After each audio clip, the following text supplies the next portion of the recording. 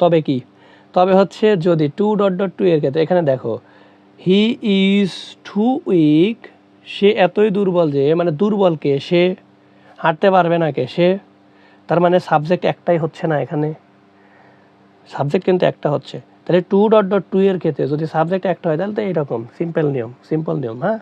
আর যদি সাবজেক্ট দুইটা হয়ে যায় তখন কি করব, তার জন্য তবে এক্ষেত্রে যদি দুটি অংশে ভিন্ন ভিন্ন সাবজেক্ট হয়, তবে এক্ষেত্রে দুটি অংশে ভিন্ন ভিন্ন সাবজেক্ট হলে, দুটি অংশে সাবজেক্ট যদি ভিন্ন ভিন্ন হয়, দুটি অংশে সাবজেক্ট যদি ভিন্ন ভিন্ন যদি হয়, তবে টু প্লাস ভার্ব যে আমরা বসাইছি, মানে ভার্বের প্রেজেন্ট যে বসাইছি, টু প্লাস ভার্বের প্রেজেন্ট যে আমরা বসাই টু ডট ডট টু এর ক্ষেত্রে, তাহলে যদি দুইটা অংশে দুইটা সাবজেক্ট হয়, মানে দুইটা অংশে দুইটা ভিন্ন ভিন্ন সাবজেক্ট হয়, তাহলে এই যে টু প্লাস ভার্ব যে আমরা বসাই, এইটার আগে মানে টু প্লাস ভার্বের পূর্বে, অর্থাৎ এই যে এখানে টু প্লাস ভার্বের পূর্বে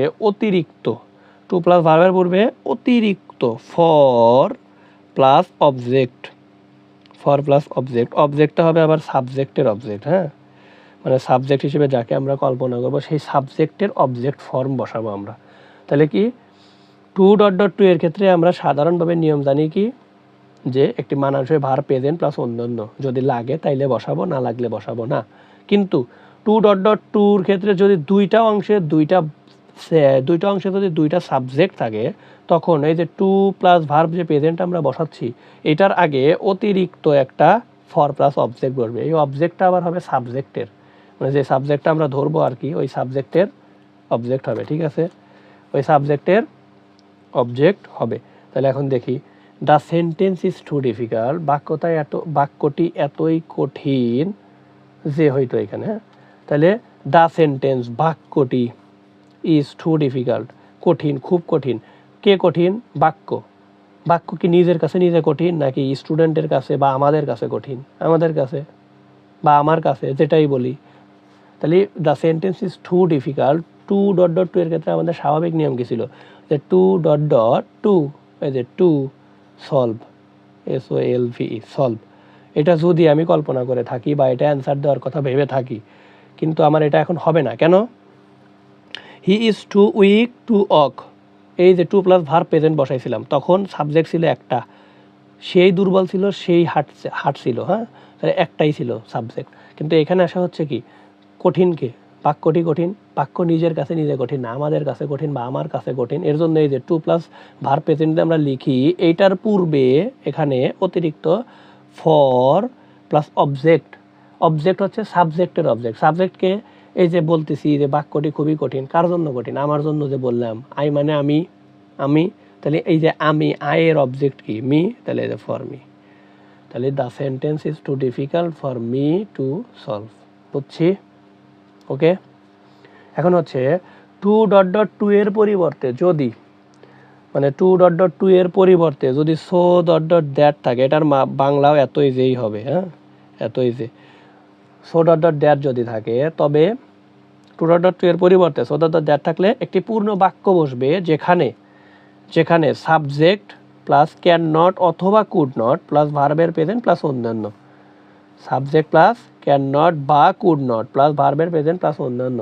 এই ক্যান নট এবং কুড নট প্লাস ভার্বের প্রেজেন্ট প্লাস অন্যান্য এখানে হচ্ছে প্রদত্ত অংশ অনুযায়ী, এটা ঠিক আছে, প্রদত্ত অংশ অনুযায়ী বলতে কি বোঝাচ্ছে? যদি যে অংশটা প্রশ্নে দেয়া থাকবে এই অংশের ভিতরে যদি ভার্ব প্রেজেন্ট থাকে তাহলে ক্যান নট বসাবো, যদি ভার্ব পাস্ট থাকে তাহলে কুড নট বসাবো, ঠিক আছে। ভার্ব প্রেজেন্ট থাকলে ক্যান নট, ভার্ব পাস্ট থাকলে কুড নট। তাহলে এখন এক্সাম্পলটা দেখি। হি ওয়াজ সো উইক দ্যাট, সে এতই দুর্বল ছিল যে এখন দেখো ওয়াজ বিভার্ব, এটা কি প্রেজেন্টে আছে নাকি পাস্টে আছে? পাস্টে আছে। যদি পাস্টে থাকে এখানে কি হবে? তাহলে ক্যান নট হবে, কুড নট তো আর হবে না। যদি প্রেজেন্ট থাকে তাহলে কুড নট হইতো, ক্যান নট হইতো, প্রেজেন্ট থাকলে ক্যান নট হইতো। যেহেতু পাস্ট আছে তাহলে কি হবে? কুড নট হবে। তাহলে সাবজেক্টকে হি সাবজেক্ট প্লাস ক্যান নট বা কুড নট, এর ভিতরে আমরা এখানে পাস্ট আছে তাই কুড নটটা নিচ্ছি, তাই না? তাহলে কুড নট, তাহলে subject plus could not plus ভার্বের প্রেজেন্ট। কুড নট কি? ওয়াক, হাঁটার কথা চিন্তা করলে তাহলে ওয়াক হচ্ছে হাঁটা, ভার্বের প্রেজেন্ট। এরপরে অন্যান্য, যদি লাগে দিব, না লাগলে দিব না, আমি অন্যান্য ছাড়া এটা হয়ে যাচ্ছে, তাহলে আর দিলাম না, ঠিক আছে। তাহলে হি ওয়াজ সো উইক দ্যাট, সে এতই দুর্বল ছিল যে হি কুড নট ওয়াক, সে হাঁটতে পারতো না। বুঝছি, হয়েছে না তাইলে, ঠিক আছে, ওকে। তবে সো দ্যাট যদি থাকে, মানে সো ডট ডট দ্যাট না, এটা শুধু সো দ্যাট যদি থাকে, এর মানে হবে যাহাতে। এর মানে কি হবে তাইলে? যাহাতে হবে। এক্ষেত্রে একটি পূর্ণ বাক্যে লক্ষ্য, উদ্দেশ্য অথবা ফলাফল উল্লেখ করতে হবে। লক্ষ্য, উদ্দেশ্য অথবা ফলাফল। লক্ষ্য, উদ্দেশ্য অথবা ফলাফল কখন? সো দ্যাট থাকলে একটি পূর্ণ বাক্যে লক্ষ্য, উদ্দেশ্য এবং ফলাফল, যে কোনো মানে লক্ষ্যই হোক আর উদ্দেশ্য হোক বা ফলাফল হোক, তা উল্লেখ করা লাগবে, ঠিক আছে। এক্ষেত্রে বাক্যটার গঠন হবে সাবজেক্ট প্লাস ক্যান অথবা কুড প্লাস ভার্বের প্রেজেন্ট প্লাস অন্যান্য। এখানেও প্রদত্ত অংশ অনুযায়ী, বলার কারণ কি? যদি প্রদত্ত অংশে ভার্ব প্রেজেন্ট থাকে তাহলে ক্যান, পাস্ট থাকলে কুড, ঠিক আছে। এখানে এক্সাম্পল দেখি এটার। হি স্টাডিড, স্টাডি মানে পড়াশোনা করা, এটা কিন্তু ভার্বের প্রেজেন্ট ছিল, তাই না? স্টাডি মানে পড়াশোনা করা, এটা কি ভার্বের প্রেজেন্ট ছিল, কিন্তু এখানে আছে কি স্টাডিড মানে ভার্বের পাস্ট আছে। যদি এখানে পাস্ট থাকে, এখানে কি বসাবো তাহলে? ক্যান কি বসাতে পারবো না। কেন পারবো না? কারণ হচ্ছে যদি এখানে স্টাডি থাকতো তাহলে এখানে আমি ক্যান বসাতাম, তাই না? এখানে স্টাডি থাকলে এখানে আমি ক্যান বসাতাম, কিন্তু এখানে আছে কি স্টাডিড মানে পাস্টে আছে, ভার্ব যেহেতু পাস্ট আছে, এখানে পাস্ট থাকলে এখানে কুডটা বসাবো আমরা।